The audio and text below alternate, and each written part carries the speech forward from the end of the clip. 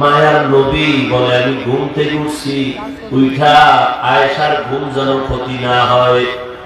আমি আস্তে আস্তে উঠা বের হইলাম। আমার মাথার পাশেই তো মসজিদে নববী, খেজুর পাতার ঘর। আমি বের হইয়া নজর করে তাকায় দেখি ভোর রাত্র হয়ে গেছে। আসমানের দিকে তাকায় দেখি সুবহ সাদিক হবে হবে ভাব। কিছুক্ষণ পরে ফজরের আজান হবে। আমি মসজিদের দিকে হালকা নজর করে দেখি এই গভীর রাতে আমার ঘুমটা ভাঙলো কে? আসলে তো ইচ্ছা করে কেউ চিল্লানি দেয় নাই।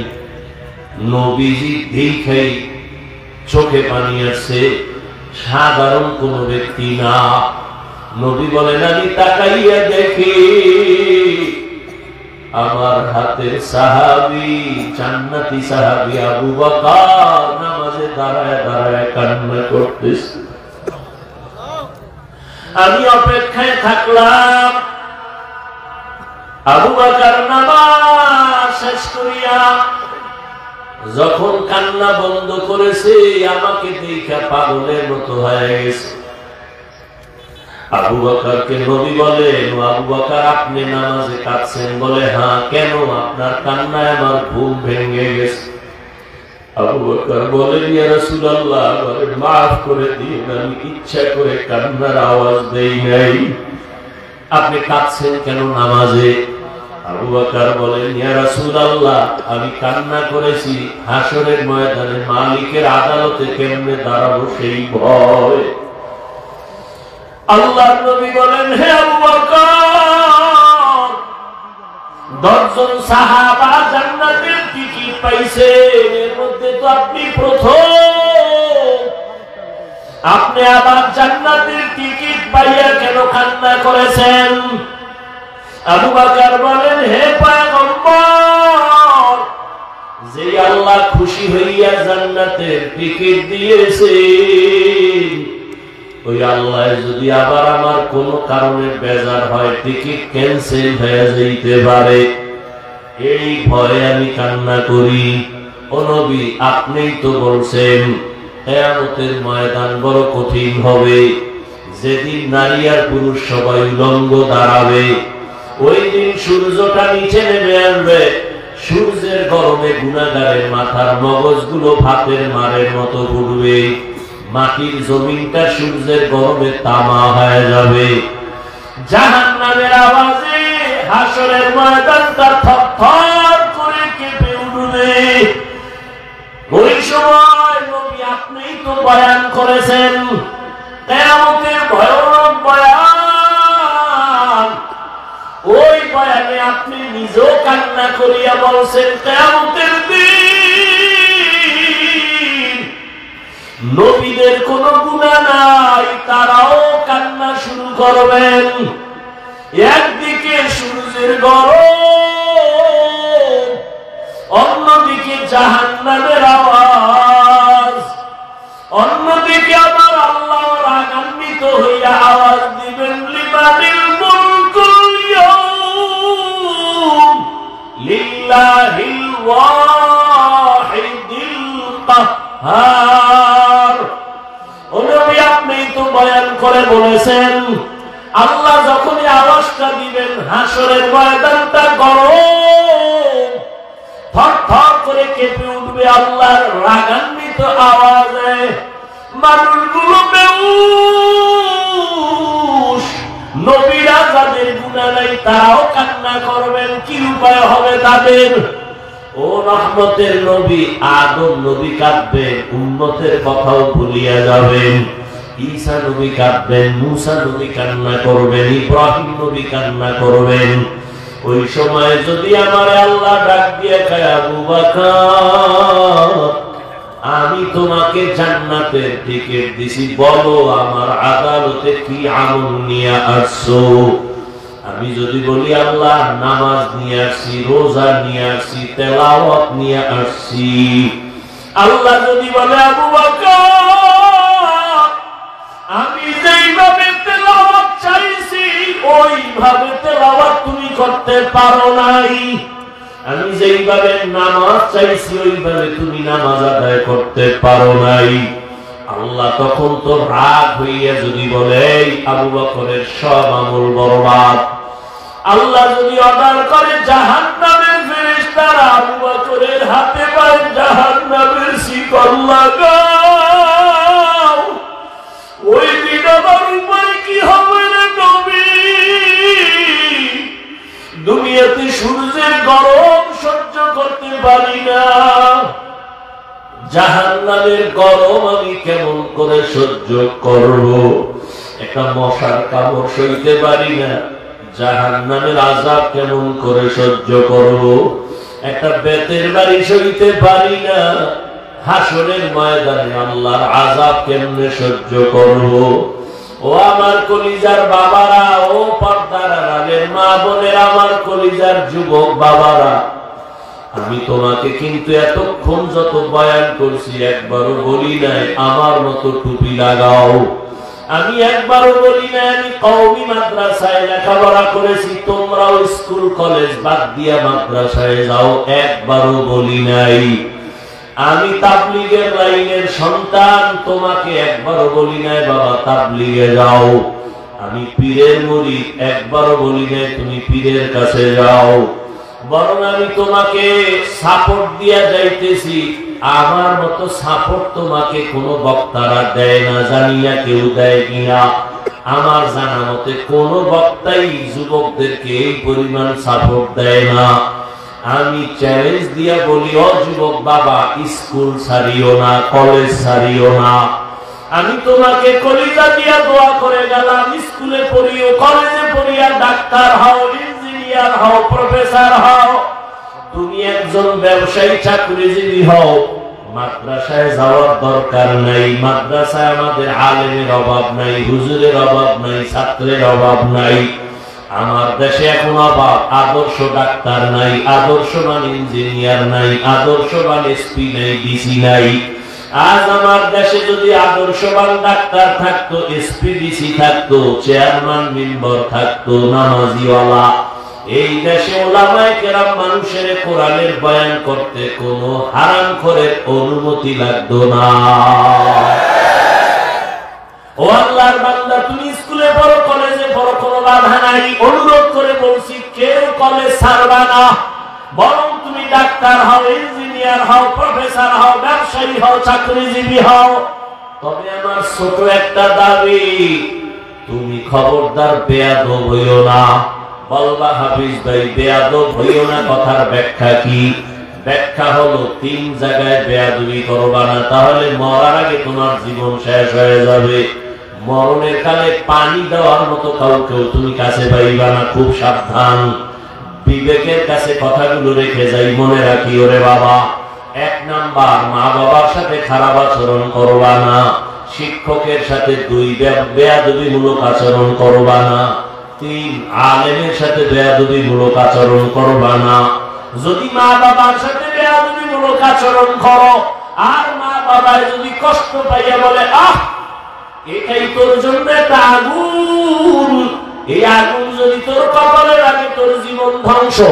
শিক্ষকের সাথে খারাপ আচরণ করার কারণে যদি শিক্ষক একটা নিঃশ্বাস ফালায়, তোর ছাত্র জীবনের লেখাপড়া সব ধ্বংস হয়ে যাবে।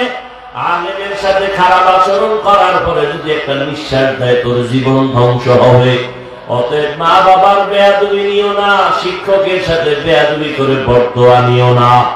তুমি মা বাবার দোয়া নিয়া, শিক্ষকের দোয়া নিয়া, উলামায়ে কেরামের পরামর্শ নিয়া তুমি ডাক্তার হও, ইঞ্জিনিয়ার হও, প্রফেসর হও, ব্যবসায়ী হও, চাকরিজীবী হও।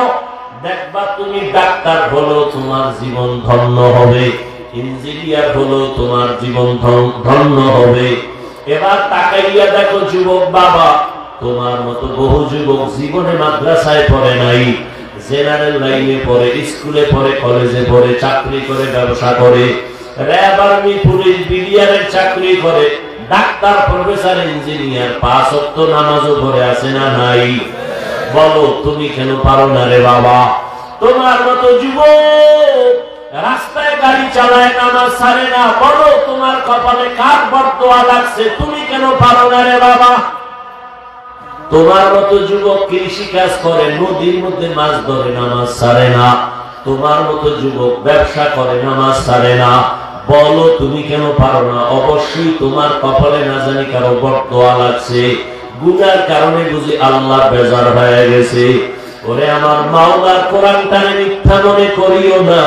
আজকে তাকায় দেখো, কই বাড়িওয়ালা, কই টাকাওয়ালা মাস্তানেরা কেউ দুনিয়ার বাহাদুরি করিয়া টিকতে পারে নাই, কিন্তু যারা নবীর আদর্শওয়ালা তারা বাদশা আগেও ছিল, এখনো আছে, মুকুটহীন সম্রাট। কিয়ামতেও আল্লাহ এদের সম্মান দিবেন। অতএব আমি বলবো, বাবা তুমি ডাক্তার হও, বেয়াদব হইও না। ইঞ্জিনিয়ার হও, বেয়াদব হইও না। পর্দার আড়ালের মা বোনেরা, আপনাদের মতো কত মা কত বোন এখনো আছে যে পর্দায় চলে না, নামাজ ছাড়ে না, মোবাইলের সময় নষ্ট করে না। এরে আম্মা জান, স্বামীর মাল হেফাজত করে, সন্তানটাকে আদর্শওয়ালা বানানোর মেহনত করে, কারণ গাছ ভালো না হলে ফল ভালো হয় না। মায়ের চেষ্টা দোয়া না থাকলে সন্তানও ভালো হতে পারে না। এ কারণেই তো মা আপনাদের অনেক দাম। এই স্টেজে 20টা ছেলের মাথায় পাগড়ি দেওয়া হলো, কোরআনের হাফেজ হয়ে গেছে। এদের মা বাবার জীবন কত ধন্য। ও আম্মা জানেরা, এ কারণেই তো আপনাদের অনেক সম্মান। আপনারা নবীদের মায়ের মতোই তো দামি, সাহাবায়ে কেরামের মায়ের মতোই তো সম্মানের। আপনারা তো আলেমের মায়ের মতোই দামি। আপনারা তো খাদিজা রাদিয়াল্লাহু আনহার মতো দামি নারী, ফাতেমা রাদিয়াল্লাহু আনহার মতো দামি নারী, আয়েশা রাদিয়াল্লাহু আনহার মতো দামি নারী। আপনাদের মতো মায়ের অবদানের কারণে দুনিয়াতে ভালো ভালো সন্তান আছে। 1 মিনিটে একটা ঘটনা বলিয়া শেষ করি রে বাবা। মদিনাতুল মুনাওয়ারা থেকে ভারতের মধ্যে একজন আল্লাহর বান্দা আসছে দাওয়াত নিয়ে, সবাই তার নাম জানে, খাজা মঈনুদ্দিন চিশতি আজমিরি রাহমাতুল্লাহি আলাইহি। তিনি ভারতের জমিনে কালেমার দাওয়াত দিতে দিতে লক্ষ লক্ষ বিধর্মী তার হাতে মুসলমান হলো। মায়ের সামনে একদিন খাজা মঈনুদ্দিন চিশতি আজমিরি বড় আনন্দিত। মা ডাক দিয়া কয়, বাবা মঈনুদ্দিন, এত খুশি আনন্দ কেন? মঈনুদ্দিন বলে, মা বিধর্মী লক্ষ লক্ষ আমার হাতে কালেমা পড়েছে। মা ডাক দিয়া কয়, মঈনুদ্দিন, এই বাহাদুরি আমি মায়ের, তোর কোনো বাহাদুরি নাই। খাজা মঈনুদ্দিন বলে, আম্মু কিসের বাহাদুরি তোমার বলো? এ পর্দার আড়ালের মা ভালো করে শুনেন। খাজা মঈনুদ্দিনের মা ডাক দিয়া কয়, বাবা মঈনুদ্দিন, আল্লাহর কসম, তুই আমার গর্বে যখন আসছো, আমি একটা রাত আর ঘুমাই নাই। রাতে গভীর সিজদায় পড়ে মালিকের দরবারে কান্না করেছি, আর চোখের পানি ছেড়ে দোয়া করেছি, হে মালিক, আমার সন্তানটাকে তোমার ওলি হিসাবে দুনিয়ায় পাঠাইও। এই সন্তান মঈনুদ্দিন, তুই দুনিয়াতে যখন আসছো, আমি মা করে যত দুধ পান করাইছি, আল্লাহর কসম, 1 ফোঁটা দুধও আমি বিনা ওযুতে তোর মুখে দেই নাই। আমি নাপাক অবস্থায় তোরে দুধ দেই নাই। আমি যতবার তোরে দুধ পান করাইছি, আগে ওযু বানায় নিয়েছি। ও পর্দার আড়ালের মা, যেই মা বাচ্চাটারে দুধ পান করায় ওযু অবস্থায়, এই বাচ্চাটা কেন জগৎ বিখ্যাত আল্লাহর প্রিয় গোলাম হবে না? এজন্যই তো বললাম, মায়ের কারণে সন্তান ভালো হয়। এরে আম্মা জান, এখনো সময় আছে, তওবা করেন। আল্লাহর কাছে মনে মনে বলেন, হে আল্লাহ, জীবনে আর বেপরদায় চলবো না, আর মোবাইলে সময় নষ্ট করব না। স্বামীর মাল হেফাজত করবেন, খেয়ানত করবেন না। সন্তানকে আদর্শওয়ালা ডাক্তার ইঞ্জিনিয়ার বানাবেন। যুবক বাবারাও তওবা করে নাও। জীবনে অন্যায় তো কম করো নাই, দাড়ি কম কাটো নাই, নামাজ কম ছাড়ো নাই। আল্লাহ যদি হেদায়েত দেয়, এখনো সময় আছে, তওবা করো। কোন দিন মরণ হবে জানা নাই। আল্লাহকে মনে মনে বলো, হে মালিক, জীবনে তো কম নামাজ ছাড়লাম না, আজকে থেকে তওবা করলাম, আর দাড়ি কাটবো না, বেপরদায় চলবো না, নামাজ ছাড়বো না। মা বাবার দোয়া নিয়া, শিক্ষকের দোয়া নিয়া, ওলামায়ে কেরামের পরামর্শ নিয়া নবীজির আদর্শ মেনে চলবো। তওবা করার মতো যদি নিয়ত হয়, খাঁটি তওবার নিয়তে দুটো হাত আল্লাহকে দেখাইয়া দাও।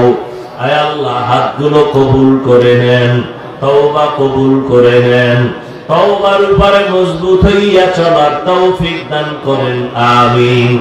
আলহামদুলিল্লাহি রাব্বিল আলামিন, والصلاة والسلام على سيد الأنبياء والمرسلين وعلى آله وأصحابه أجمعين.